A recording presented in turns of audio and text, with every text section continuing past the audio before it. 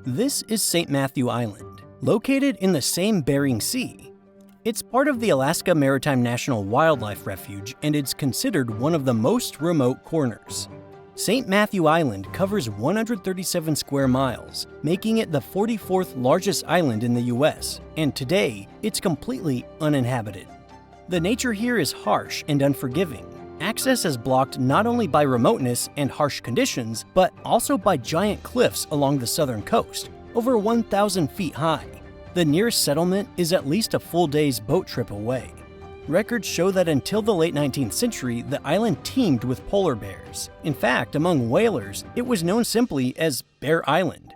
However, soon the bears were extirpated by hunting.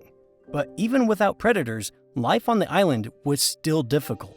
In 1916, a schooner ironically named the Great Bear was shipwrecked there.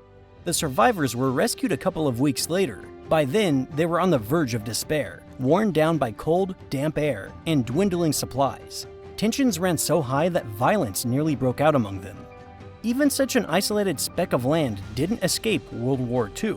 At that time, almost every island served some strategic purpose. From 1944 to 1946, St. Matthew Island hosted a radio navigation station that helped military aircraft navigate over the Pacific. The station crew endured 26 feet deep snowdrifts, 10-day blizzards, and a sea frozen solid for 7 months of the year.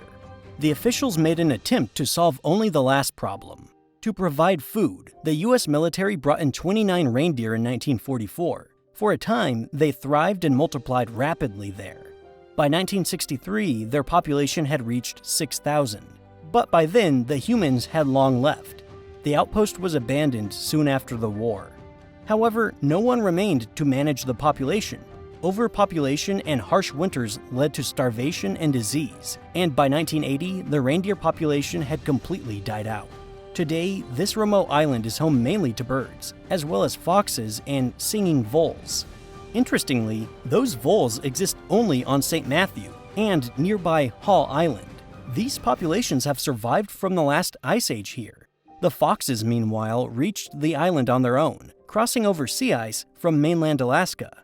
Any traces of human presence here are slowly being erased by nature itself.